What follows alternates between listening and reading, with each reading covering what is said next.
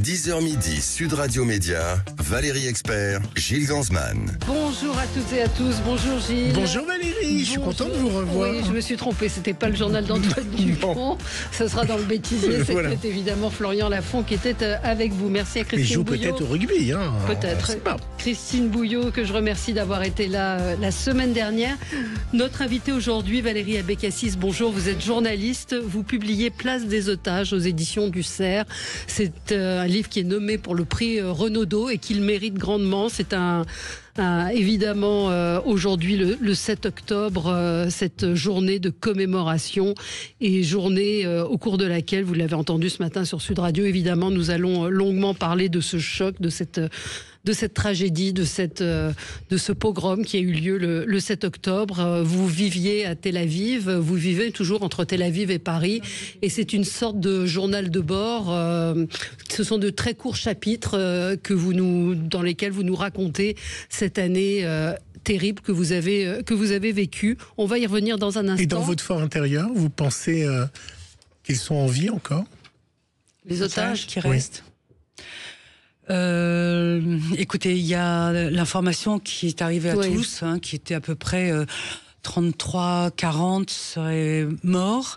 Je sais pas, je continue de penser parce que sinon on va vraiment tous sombrer. Je continue de penser qu'ils sont vivants, que peut-être ils servent de bouclier à Yahya Sinwar, le grand Manitou de Hamas, qui servent à sa protection. Et je le souhaite par la négociation ou par des interventions ou par un miracle, qu'ils reviennent et qu'ils rentrent à la maison. Mais il y en a quand même beaucoup qui sont morts. Ouais. Valérie, le zapping. On va passer au zapping. Sud Radio Média, l'instant zapping. Valérie, nous sommes le samedi 7 octobre. Au lever du soleil, Israël va basculer dans l'horreur. Tout va démarrer au Festival Nova à Raïm. Les participants lèvent la tête et découvrent des missiles lancés par le Hamas qui forment une parabole. C'est le début d'une opération du Hamas où des meurtres sans nom vont avoir lieu, y compris une prise d'otages dont la majorité n'ont toujours pas été libérés. Nous sommes désormais le lundi 9 2023 et mon zapping média démarrait ainsi. Dans les rues de Gaza, des gravats, là où quelques heures plus tôt se tenaient encore des immeubles. Sans interruption toute la nuit dernière, des missiles ont été lancés. Des véhicules ont parfois été visés.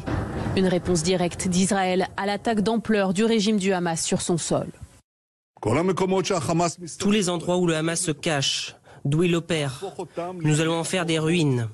Je dis aux habitants de Gaza, sortez de là maintenant car nous allons agir partout avec toute notre force. Tsahal affirme viser des lieux stratégiques. Ici, par exemple, le bureau du chef du Hamas. Ces cibles sont imbriquées dans une zone très peuplée. Les autorités israéliennes exhortent donc en arabe les habitants de la bande de Gaza à fuir certains quartiers. Vous étiez où le 7 octobre 2023 ? À quelle heure ?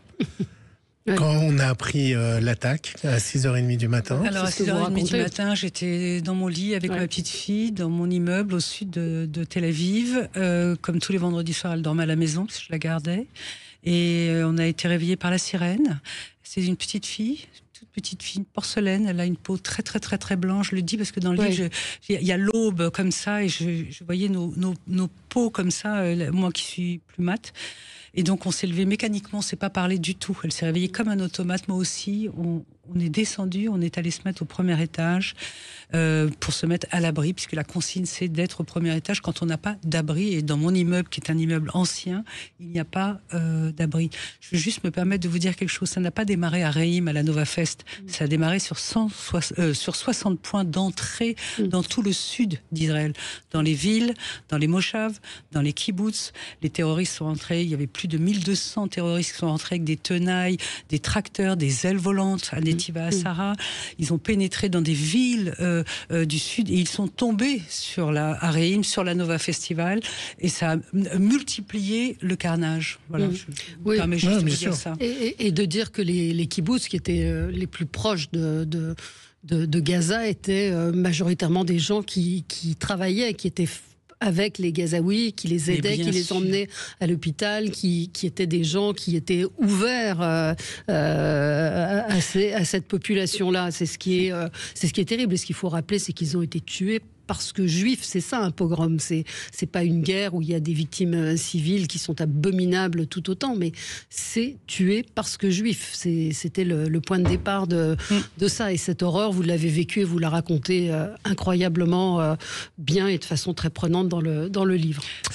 Oui. Non, je veux dire, c'est très juste ce que vous dites, c'est-à-dire qu'il y a deux choses. On a entendu assez rapidement dans un chapitre que je raconte sur les aires roulées, c'est-à-dire la présence de la population israélienne, arabe, musulmane ou chrétienne en Israël, qui est importante. Il y a 23% de musulmans en Israël.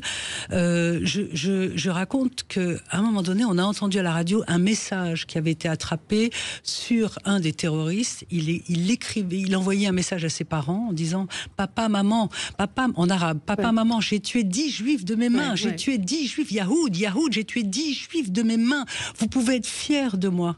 Ça, c'est quelque chose qui nous a suffoqués. Je le raconte parce que ce jour-là, quand je le raconte, j'étais à une manifestation organisée par des femmes, et parmi les femmes qui étaient sur scène, il y avait des Israéliennes juives, des Israéliennes arabes musulmanes, notamment Lucia Harish, qui a tout traduit en arabe et qui tenait la main voilà. Et pour en revenir au kibbutz, ces kibbutz sont des endroits de rêve, d'idéologie, du rêve sioniste, mais au sens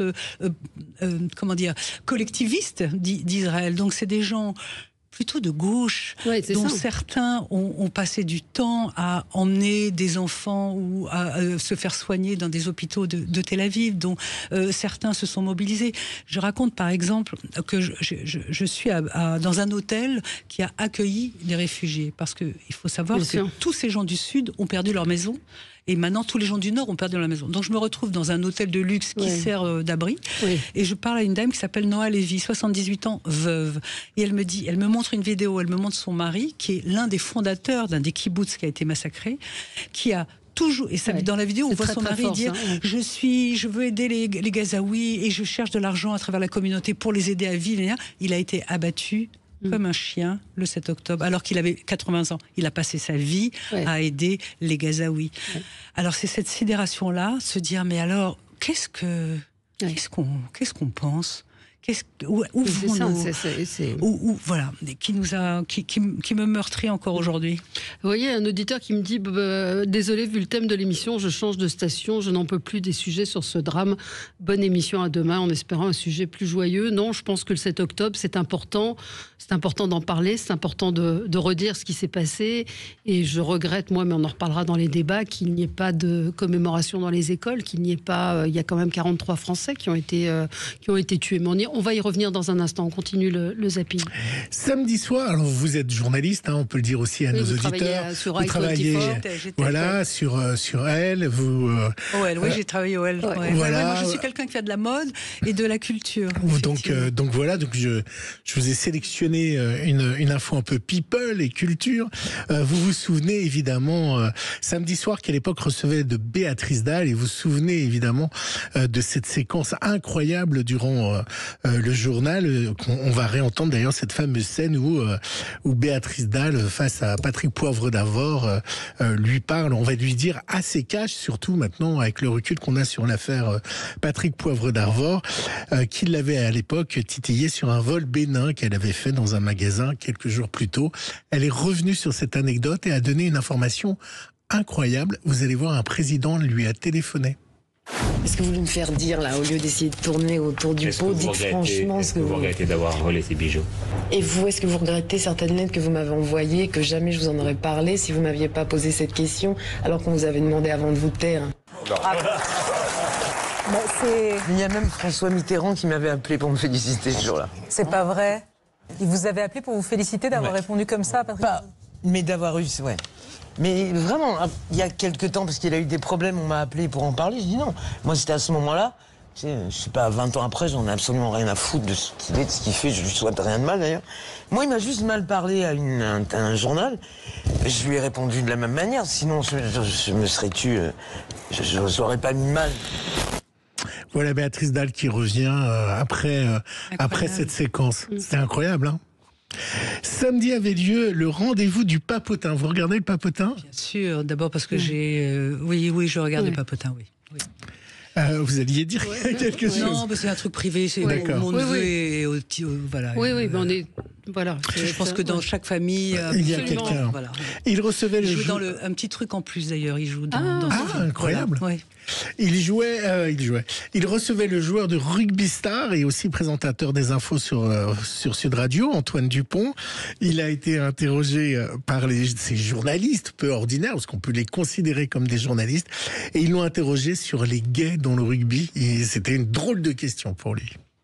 Dans le monde du sport, y a-t-il une évolution sur l'homosexualité ? Mais c'est très lent. Il y en a eu, parce qu'il y a des gens qui ont pris la parole, mais c'est quand même un sujet qui est encore tabou. Nous, par exemple, dans le rugby professionnel, on n'a qu'un seul joueur qui a fait son coming out, alors que je pense que statistiquement, il doit quand même y en avoir d'autres, mais c'est quand même toujours dur aujourd'hui de s'assumer, même si je pense que la société a beaucoup évolué et qu'on est un milieu qui est très ouvert d'esprit. On serait prêt à accepter ça sans aucun problème. Et donc il faut continuer à en parler pour rendre les gens à l'aise.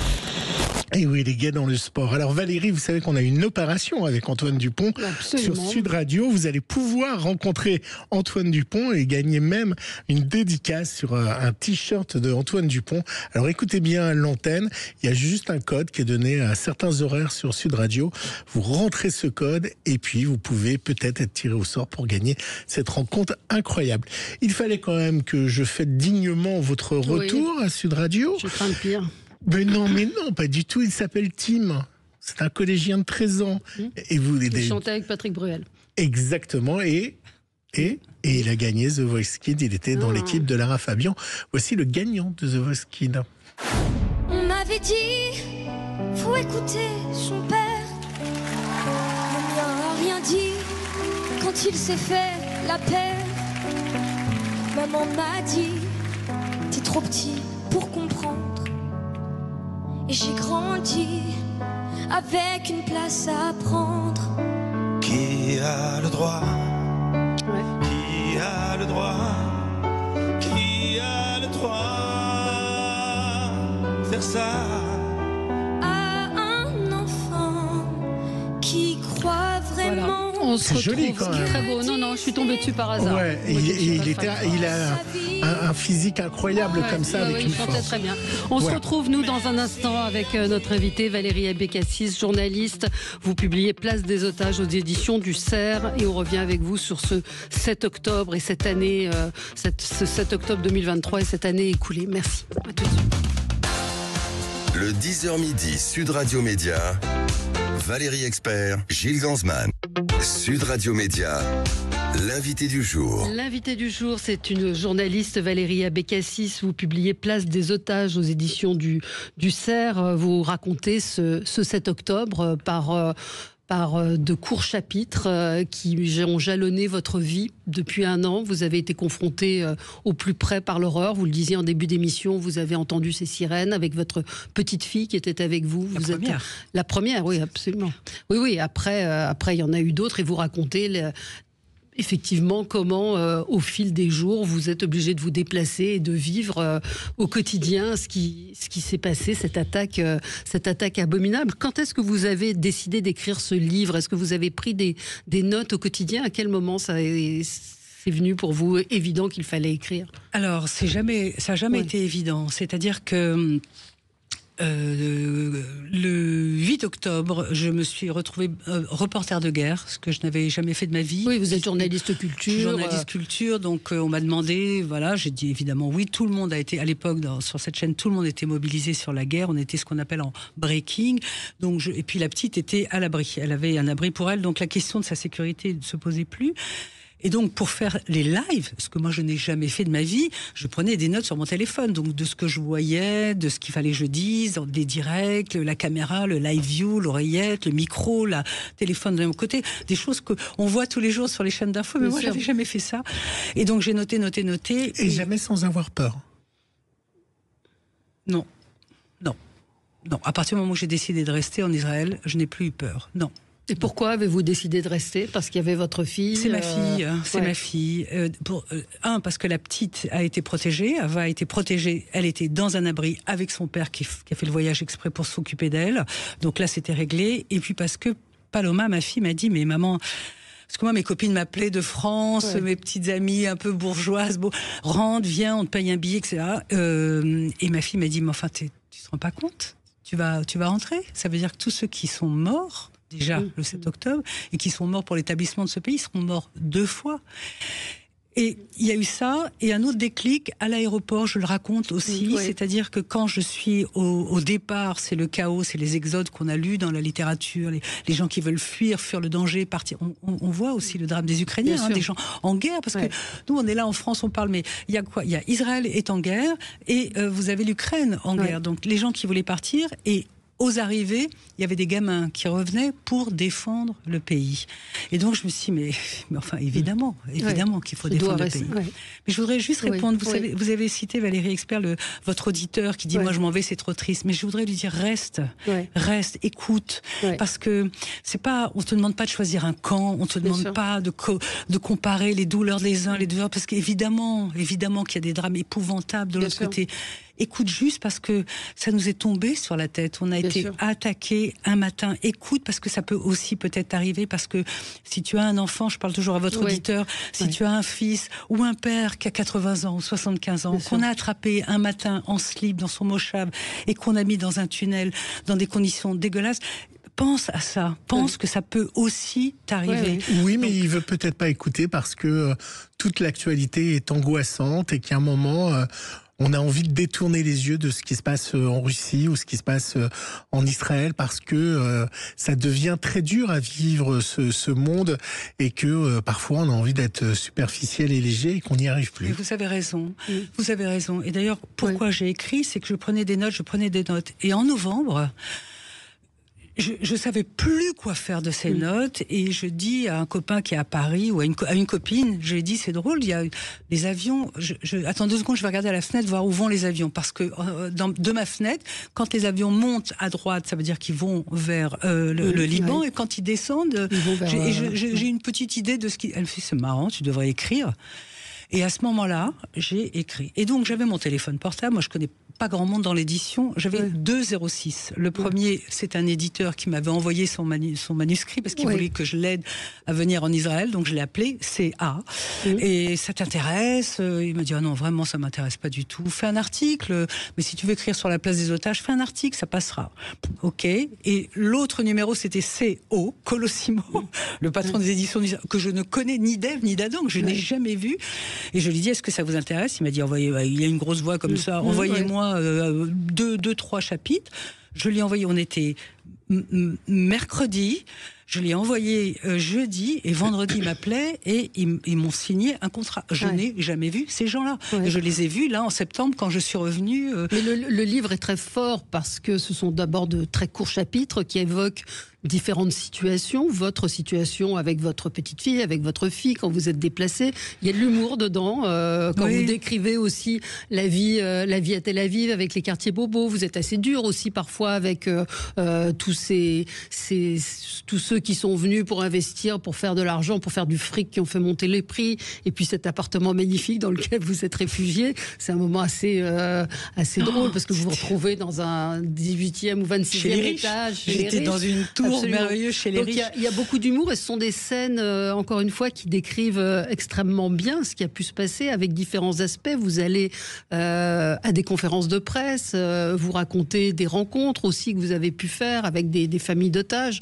Donc c'est très divers, et c'est d'abord, il est nommé, votre livre, au Renaudot, pour le prix Renaudot, donc ça témoigne d'une écriture et d'une qualité littéraire. Merci. Mais c'est vrai que ça donne, on ressent assez fortement ce que vous avez pu vivre et décrire l'indescriptible, en fait, de la douleur de ces familles, de cette place des otages, peut-être, dont il faut parler aussi. Mais c'est une sidération. Quand vous suffoquez, vous ne savez plus quoi faire de toutes les informations qui vous arrivent. Et donc, je voyais à la fois un pays fort et un pays blessé, un pays qui se défendait et un pays qui était attaqué. Très rapidement, le parvis du musée d'art de Tel Aviv est devenu un lieu de rassemblement. pour les otages, pour les familles d'otages. Et très rapidement, je m'y suis quasiment installée. Il y a des photos vraiment où on nous voit, moi, mais comme tous les journalistes. Hein. Et donc, il se passait toujours quelque chose sur cette place des otages. Il y a eu, vous savez, c'est comme un mouvement comme ça, vous voyez, il y a eu de la politique, il y a eu de la culture, il y a eu de la foi, il y a eu de la ferveur, il y a eu des larmes, il y a eu aussi des moments qui étaient complètement fous. Par exemple, je raconte dans cette façon de ne pas oublier ce qui s'est passé le 7 octobre sur cette place par les Israéliens.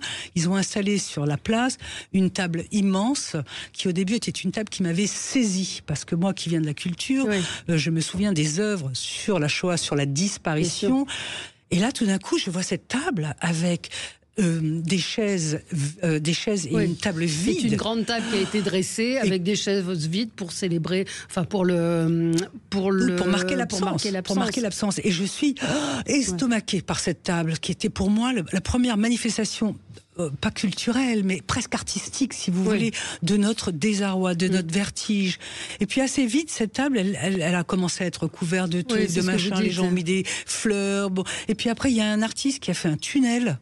Il y a un tunnel, si vous allez à Tel Aviv sur la place, il y a un tunnel, vous pouvez rentrer dans... Enfin, je suis pas rentrée moi, mais vous pouvez visiter un tunnel pour expérimenter ce que vivent nos otages à Gaza. Et puis, il y a une autre association qui a mis en place un kiosque avec de la réalité virtuelle. Et vous mettez un casque, et vous imaginez, vous pouvez voir ce qui est arrivé aux gens de Reim, d'Ofakim, de Sderot, des Justement, est-ce qu'à l'époque, les médias vont diffuser les images des corps? Est-ce qu'ils vont montrer les corps à la télévision israélienne? Parce qu'il y a eu ces images qui ont été projetées à l'Assemblée nationale, mais on n'a pas su ce que faisaient les médias israéliens au moment où il y a ces exactions. Comment ils se sont comportés?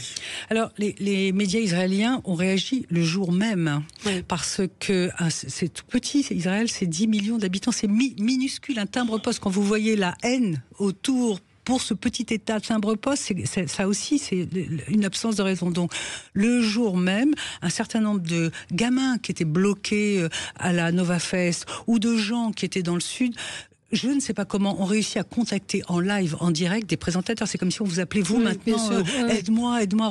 Voilà. Donc, on a vu des images de cette terreur. On a vu des images de la souffrance. Maintenant, sur les corps... Alors, je n'ai pas la loi en tête, mais il me semble qu'il y a une espèce de pudeur tacite. On ne montre pas les corps, on ne nomme pas tant qu'il n'y a pas l'accord des familles et qu'il n'y a pas l'accord de l'armée. Vous pouvez pas balancer n'importe quoi, n'importe quand. Assez rapidement, on a vu les images de la Nova Fest. Moi, j'ai vu, par exemple, cette image de soldats qui entraient à la Nova Fest, et les corps sont floutés en Israël. Peut-être qu'en France, ça ne l'était pas. En tout cas, tout était flouté. Et on le voit crier, il y a quelqu'un de vivant, il y a quelqu'un de vivant, et vous voyez marcher à travers des corps. Est-ce qu'il y a quelqu'un de vivant? Donc, on a vu des images terribles. Et puis, le Hamas, sur Telegram, a balancé aussi beaucoup d'images. On a vu les images des attaques. Quand vous voyez cette déferlante de terroristes rentrer dans des kibboutz, ouvrir... Il y a un type, il a été éliminé par Tzahal il y a quelques jours. Il y a un terroriste qui, dans un kibboutz, a tué un père devant ses enfants.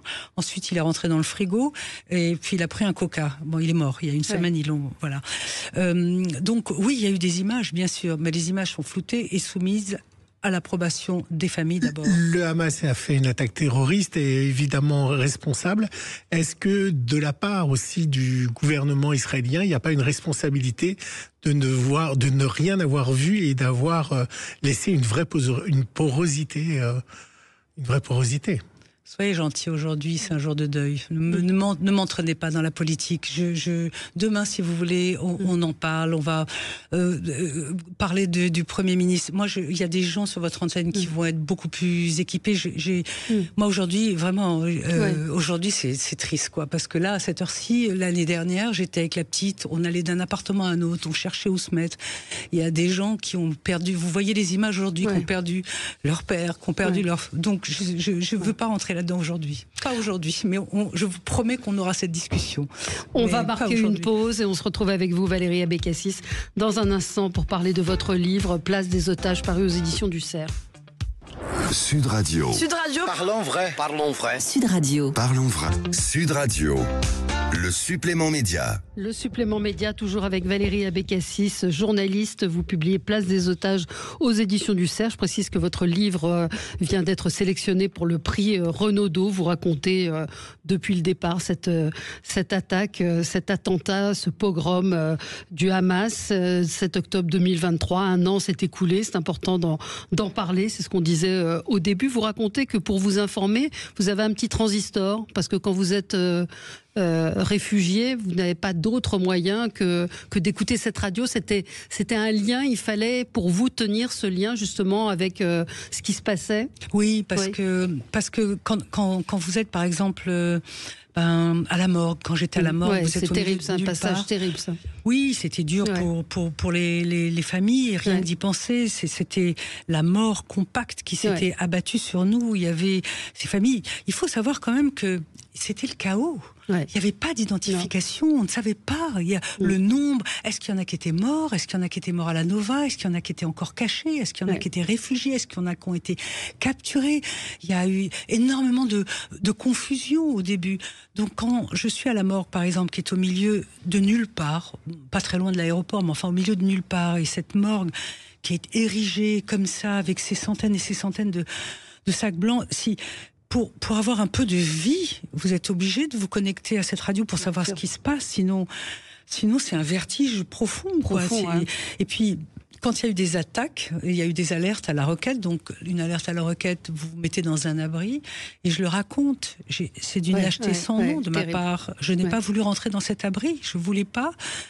Comme je viens de vous répondre, je ne pouvais pas être avec ces familles dont je savais qu'ils avaient perdu quelqu'un. Je me suis dit, la mort va me toucher, mes parents vont mourir, ma famille va mourir, il va y avoir la mort. C'était horrible. Je me suis mise dehors et j'ai été protégée par un soldat qui a mis sa main sur ma tête et je me suis couchée par terre. Ce jour-là, d'ailleurs, il y avait Catherine Colonna qui était en visite aussi en Israël et qui, elle aussi, paraît-il, dit la rumeur, a été sortie du véhicule et couchée par terre. J'ai assisté d'ailleurs à ces allées-venues françaises. Cette gesticulation française pendant cette période. Diplomatique. Vous vivez aujourd'hui entre Paris et Tel Aviv.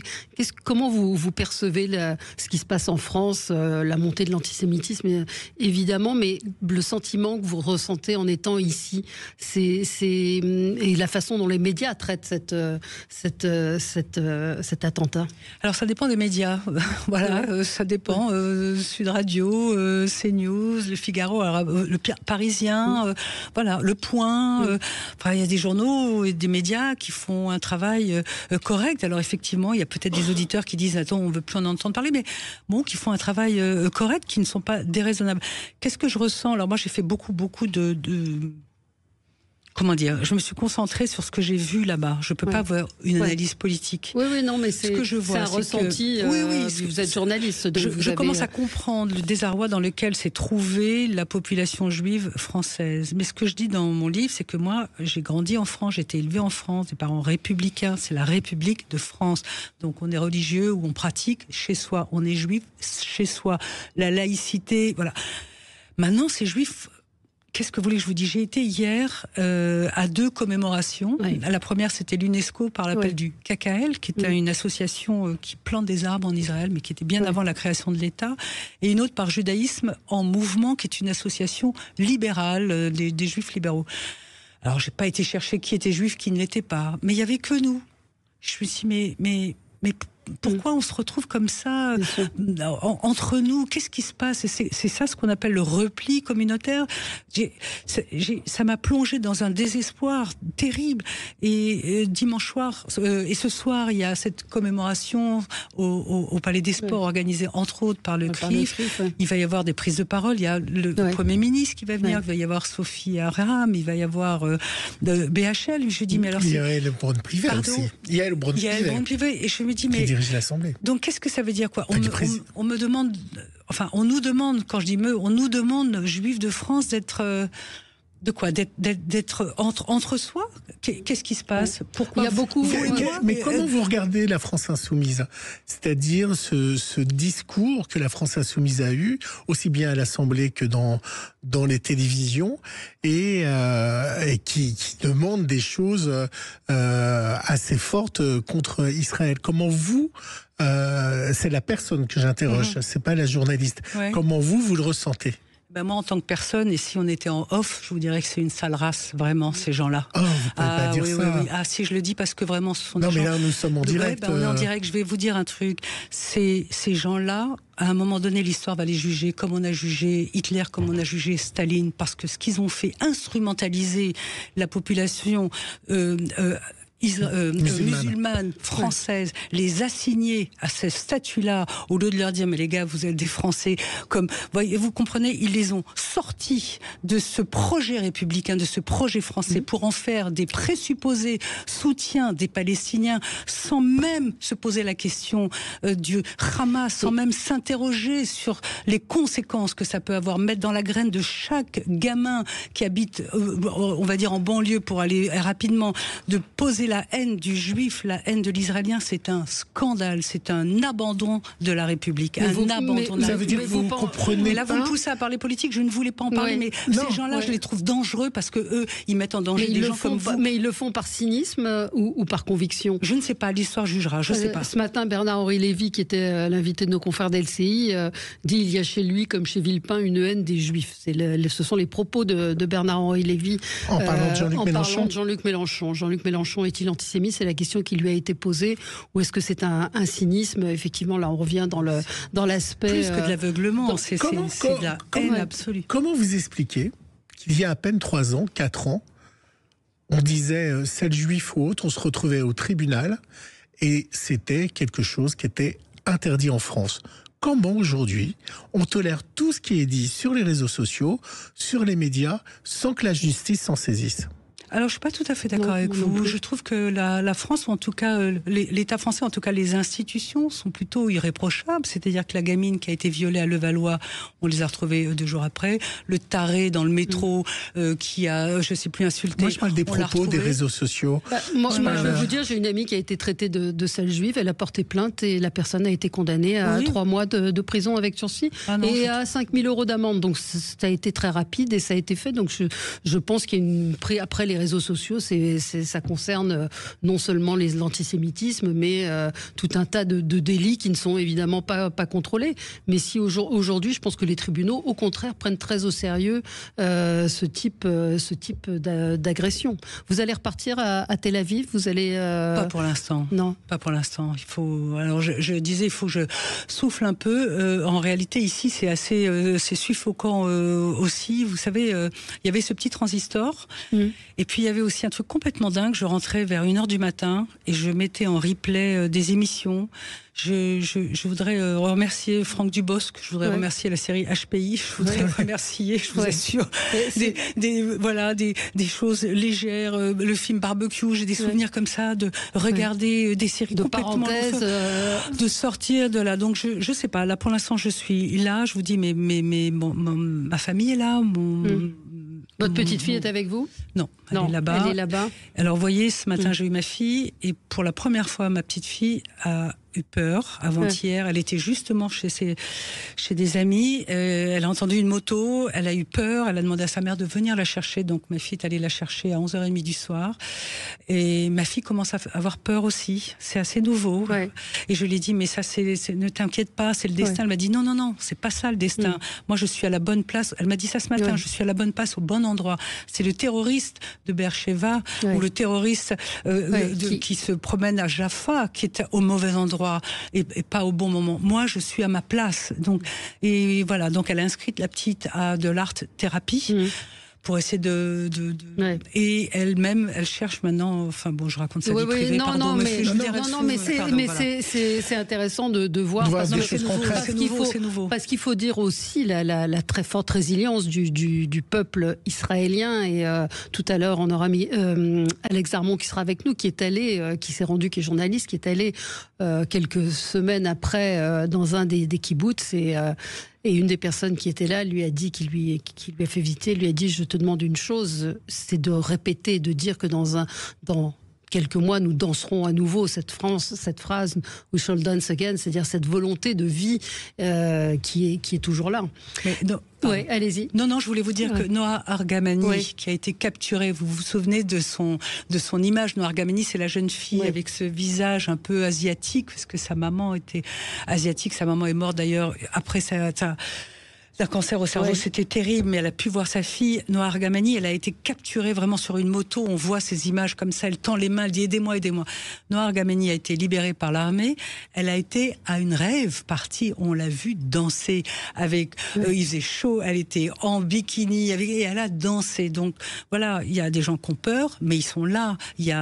C'est pas le mot résilience. Vous allez en Israël, il y a la vie. Les gens se battent, les gens se défendent. Si vous voyez la tête du type qui a sauvé des gens à Jaffa quand il y a eu cette attaque il y a quelques jours. Le type, vous le voyez, il a les cheveux longs, il est attaché, vous avez l'impression qu'il a fumé 40 pétards, il est en tongs, en short, et il a pris son flingue et il a éliminé le terroriste, il a sauvé la vie de beaucoup de gens. Donc il y a cette espèce d'ébonarité. J'ai trouvé un mot, vous savez, l'umami, vous voyez, c'est le cinquième goût, le sucré, le salé, l'acide, la mer. Et ben en Israël, il y a l'umami, c'est-à-dire qu'il y a la joie, la souffrance, et il y a l'umami israélien, c'est entre les deux, c'est quelque chose qui n'existe que là-bas, où on est à la fois dans la force, dans la défense, et dans la joie, et dans la souffrance. Demain, on va démarrer la 2e année, puisque on démarre les 2 ans. Comment vous voyez l'année qui arrive ? Oh, mon Dieu, j'aimerais tellement qu'il se passe quelque chose, j'aimerais tellement qu'on arrive à un accord, j'aimerais tellement que... Je me demande par moments si c'est pas grâce aux pays arabes qu'on va trouver une paix là-bas, c'est-à-dire avec la Jordanie, avec l'Égypte, avec des pays arabes qui, dans le fond, des Émirats qui vont, il va y avoir une espèce d'accord qui est un peu de...